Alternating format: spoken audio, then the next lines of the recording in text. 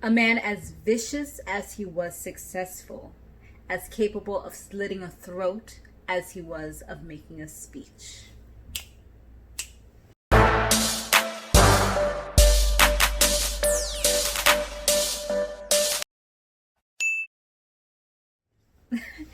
Hey you guys, what's up, what's going on? We are back, and power is back, y'all. So y'all know I had to jump back in because it's been a couple minutes or whatever. Right now the only show I'm doing is Power Book.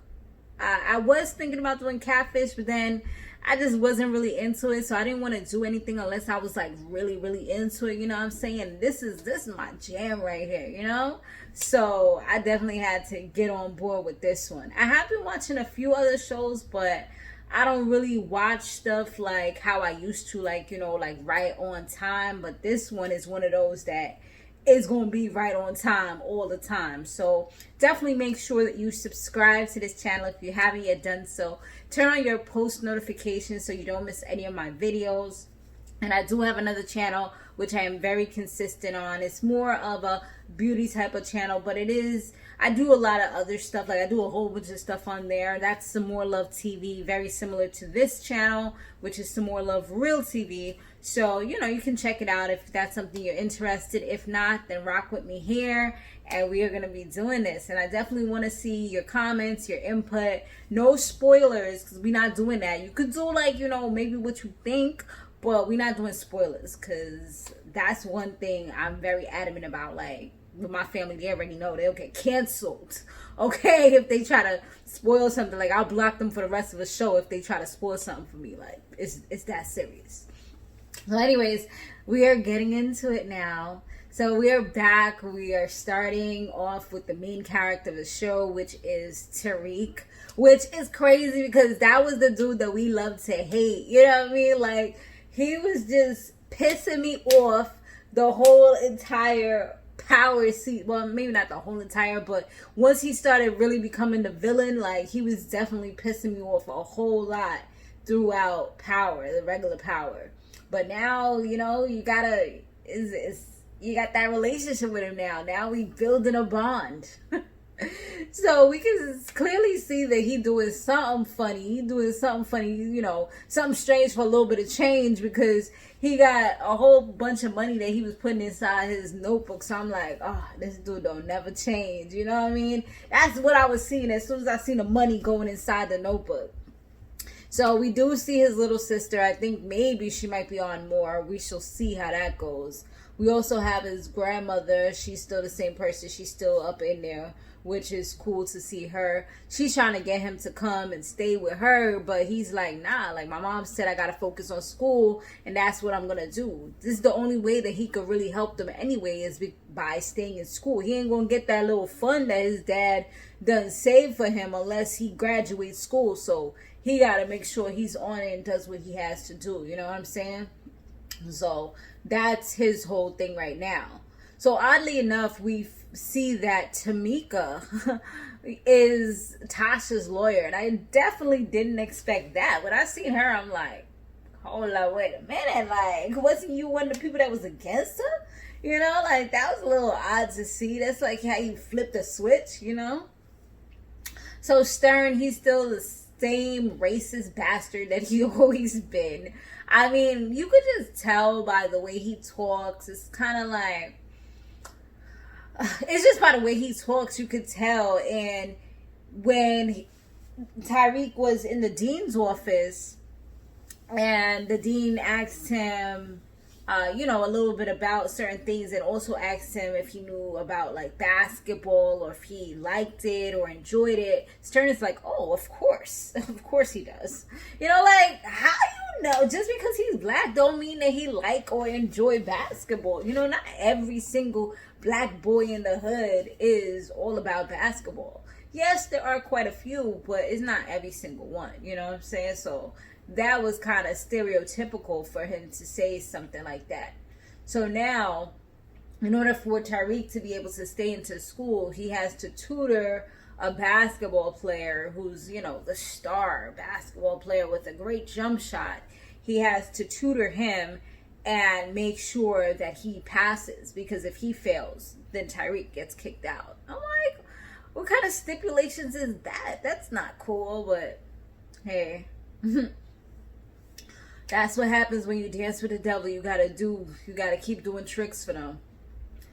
So it looks like Tasha would have been able to get out on probation because of the fact that Ghost, he was a politician, and people didn't really want his secrets getting out, because then it's like, but hold on, wait a second, how you let this man get such a big name, be on TV, be somebody that everybody's looking up to, but yet this man is supposed to be all these bad things. He's supposed to be a kingpin and all these things. You know, it's not a good look. Like, how y'all let this little black man slip through the cracks? We're not looking good right now. So, you know, they want to cover all that stuff up. So that's why she was about to get something good. But Tamika ends up realizing that there were some holes in the story that Tasha had gave to her. So she's like, I'm not about to lose my license and have you up there committing perjury knowingly, you know, and knowing that you're doing this. We not doing that, because I could lose my license and this is my livelihood here. You know what I'm saying? Like, at the end of the day, she's no, damn, what's the man's name? Y'all know who I'm talking about. Oh, damn. Y'all know me and these names be bad, but she's really by the book, you know, like that's why I was even surprised that she took this case to begin with. But come to find out later on in the story, as it went along, it was because Saxe had actually asked her to take this up so he could kind of save himself from getting in trouble. But we'll get a little more into that later on. So after that, you know, she just kind of was fired, actually, because she found out, or she realized, that it was most likely Tyriq that had did this. She kept on, she pretty much figured it out. And of course she has that client privilege, is it called, you know, where she can't really say anything, almost like with doctors, how they client professional privilege, whatever the y'all know what I'm talking about, okay? So they have that, so she can't really say anything anyway. So at that point, Tasha felt like it was best for her to kind of get rid of her, because at this point, she kind of know too much. And she's not going to be able to help her anyway. She's just going to keep on trying to force her to put her son in prison, which that's not what she's about to do. So now, of course, that means it's time to get a new lawyer. And who are we looking at? We're looking at one of the most expensive lawyers that prosecutors that can be, is it prosecutor? No, defense attorneys that they could find. And this one was, what was his name? I know I did write the man name down somewhere, because, you know, I'm getting used to these names. It's going to take me a few episodes to know these names. Davis McLean. That was the one that he kind of had his eye on, because at this point, he just needs somebody that's going to do whatever it takes to get somebody off. And this is what he needs. Like, he just wants to get his mom out, obviously, because he loves her, you know, and that's the only parent he got left. So he was able to, it was going to be $500,000, like, up front. That's what the dude told him. So he was able to meet up with Effie, who set him up, you know, in the past, and get some free product from her, whether she wanted to or not.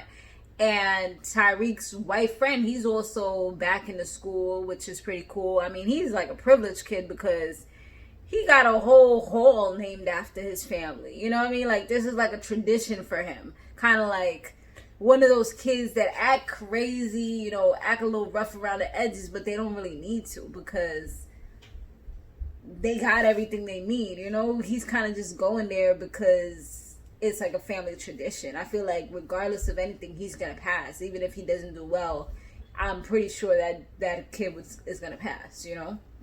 Just because of the connections that his family has, and the fact that they bought a whole entire hall to name after themselves. So Tariq, he keeps on running late for school. I'm like, dude, you really need to get your act together. Invest in an alarm clock. Turn your alarm on your phone or something. Because it seemed like every time he got to go to class, he's there jumping up out of bed and just rushing to school. Like, get it together, bro. Get it together. So he convinced the counselor to give him an interview because he's trying to get into this class called canonical studies, I believe. And if he's able to get into that class, he could possibly finish 1 year early. So of course that's his main goal, but he's also a very smart individual. Like, I'm pretty sure he gets that from his father. I mean, his mother, I feel like she's smart as well, but his father was like cunning, smart, able to manipulate people. Like, he had a lot going for him with the charm as well. But I definitely think he gets from both his mom and his dad, but a lot from his dad. If you want to talk, parents and, how kids act and things like that.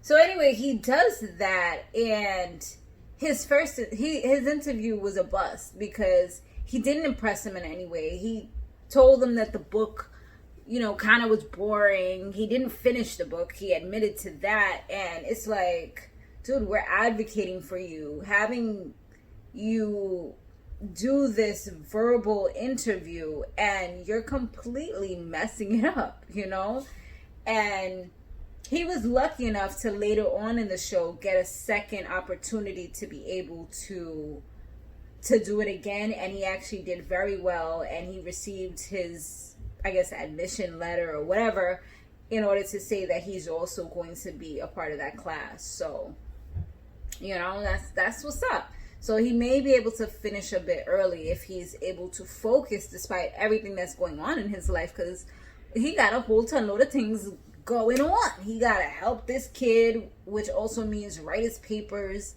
and tutor him, which I haven't seen him tutor him yet. It's just like, I feel like he's more so giving him everything he needs as opposed to actually assisting him. But for me, I'm not good with tutoring people. I'll tell you that. Like, I'd rather just give you the answer, which, that could definitely be a struggle, especially now with homeschooling and all this stuff going on since early this year. I've had to learn, like, this is not helping, and giving you the answers is not the same thing. So you're going to have to work, and I'll look it over or I'll assist you, but I'm not going to do it for you. So yeah, it's definitely a difference. And for them, it's actually called plagiarism, which can get you kicked out of school as well. So it's like, kind of like damned if you do, damned if you don't. If he gives the dude the tools and tutors him and he doesn't pass, then he gets kicked out. If he gets caught plagiarizing, he gets kicked out. So it's like, which one do I want to roll with? I guess he has more control if he actually does it himself. So the public defender,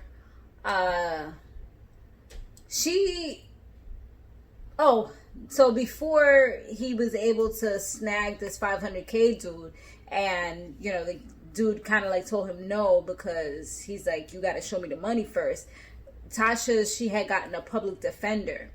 So this public defender was everything you think of when you think of public defenders trying to defend a black person. I mean, they just give you, and I've seen this before, like, they give you the trash person that is like just unkept. They seem like they just came out of like law school and they're like learning the ropes. They give them a whole ton load of cases. So at the end of the day, it's like they're not really focused on you. They're not really focused on helping you, and they're almost willing to accept any little deal that's put on the table. And that's exactly what happened. So when she was talking to the public defender, all of a sudden the prosecutor comes in and she is like, well, forensics found that the person that did shoot St. Patrick was between 5'11" and 6'1", or I think she said 6 feet tall. So that means unless you were standing on a ladder, there's no way that you actually shot him. So right there, boom, it's showing that she didn't kill, but now she has all these other things, aiding and abetting and perjury and conspiracy and all this other crap. So it's like, even though she could have been getting off, now they're trying to get her for 15 years for conspiracy. So the only way she was going to get out of that was to tell who the actual killer was.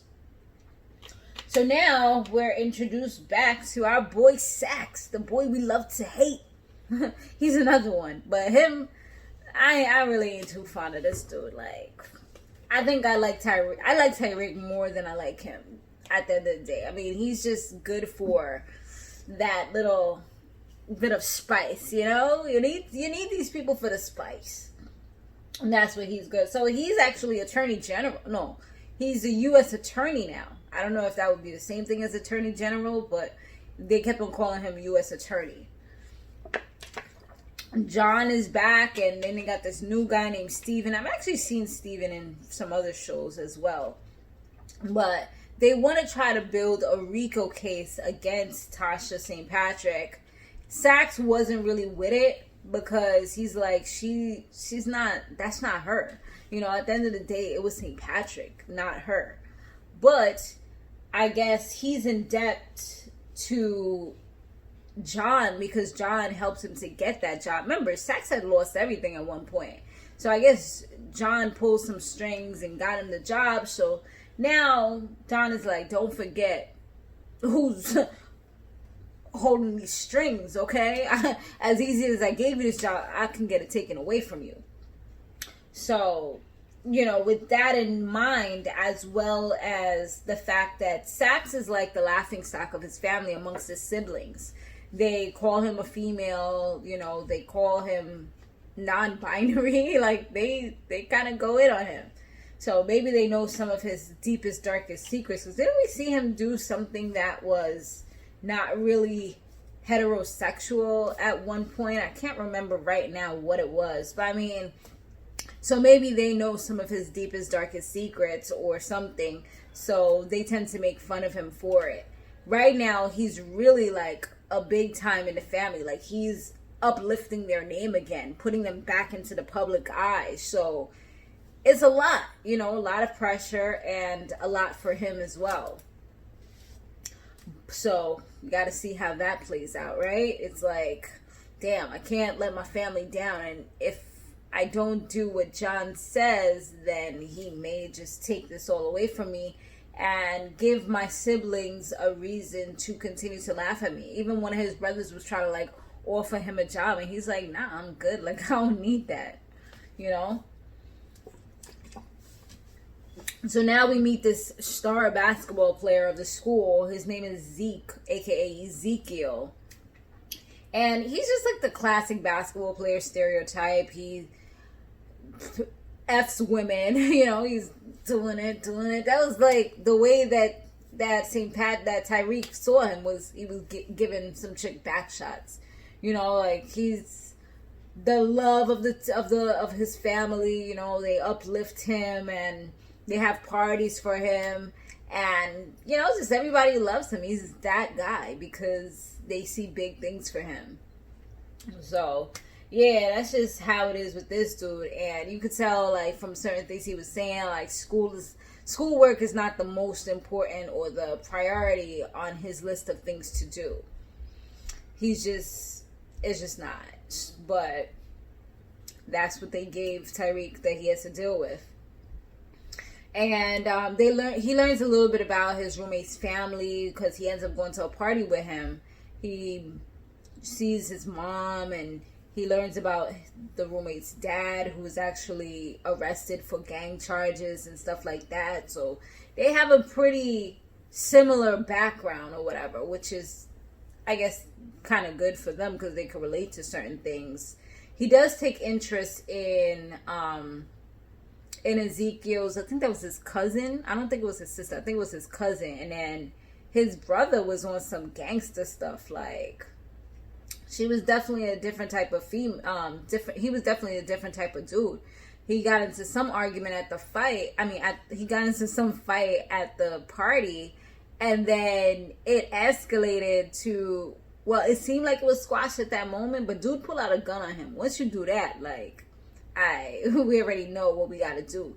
And Mama was not playing. Mama was like, what's her name? Monet. She was like, nah, you know what you gotta do.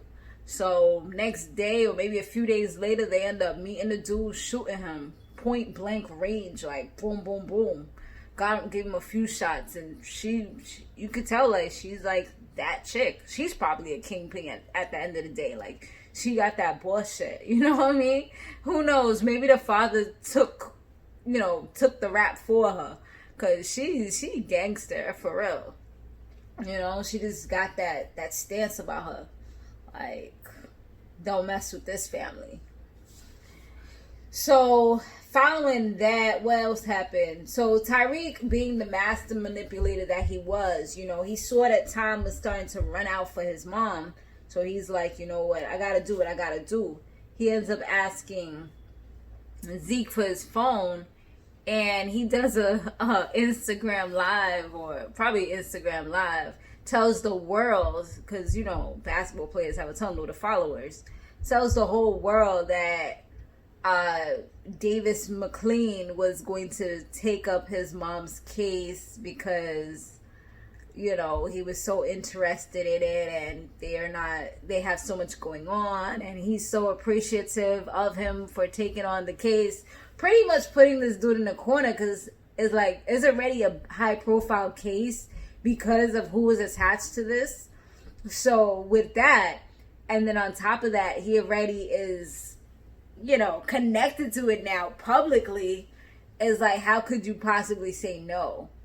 So he definitely knew what he was doing. And, obviously he ends up taking the case or whatever. And when they do go to trial, Tasha, she goes up in court and she ends up saying that, yes, she lied. She had somebody with her. And it was Tommy Egan. I'm like, now you're trying to put Tommy. And did y'all hear Tommy about to get his own show? Well, his own little spinoff or whatever, which is pretty cool. But yeah, they try to say it was Tommy. I'm like, damn. Tommy was actually the first one that found the dude and was devastated. And was about to freaking shoot Tyriq for it. So when asked by the prosecutor, why would Tommy, his best friend, kill him? She says, like a dumbass, this chick gonna talk about some, because I told him to. The lawyer was like, we're not doing that. Nope, objection. No, we are not. I'm like, girl, what are you doing? As soon as the FBI and them, the federal folks, they hear that, they was ready. This not John, but what's the other guy's name? Steven told Sachs, like, you see what I mean? Alright, let's do this. So they give the prosecutor a little note, and the note pretty much says that she has to drop all charges. So they drop all charges on the state level. Now we moving on up, baby, because Sachs comes over to her and says, we, are going to be charging you on a federal level for the murder of Patrick Egan, for the murder of Jamie St. Patrick. And they also, so they're pretty much giving her the kingpin stature as well as a RICO. Well, they're putting her in a RICO case. So I'm like, yo, they really, I guess this is what would allow her to actually get the needle, because that's what I heard David say. He was like, you're really trying to give her a needle? Like, are you kidding me right now? So, yeah, it's crazy right now. It's like they killed one little baby demon, and now out of that baby demon is like 12 huge mega demons just like erupted. And they're evolved and they're ready to kill everything in their path. If we want to like get kind of visual with it, like this is real serious for her now, so it's definitely more than David's bargained for. He asked Tariq, like, yo, what did you get me into? What is this? So he's like, well, this is going to be the biggest case that you've ever taken on. He was like, because of the media, because of all the public attention, he was like, once you win this, just speaking it into existence, baby boy, once you win this, you are going to be the biggest what is it called? The fence attorney in New York City, baby. You know, everybody's striving to be the biggest and the best, especially when you're in New York City. You know, we be competing with everybody. We want to be the biggest, the baddest, the best, you know. So, yeah, it's getting crazy, y'all. So, I'm definitely looking forward to seeing, you know, what else comes up. It looks like it's going to be a pretty spicy season. So, I'm here for it. Are you guys here for it? Are you guys ready for it? Are you guys, what do you guys think so far? What's your input? I definitely want to see that. All right, guys, but thanks so much for watching.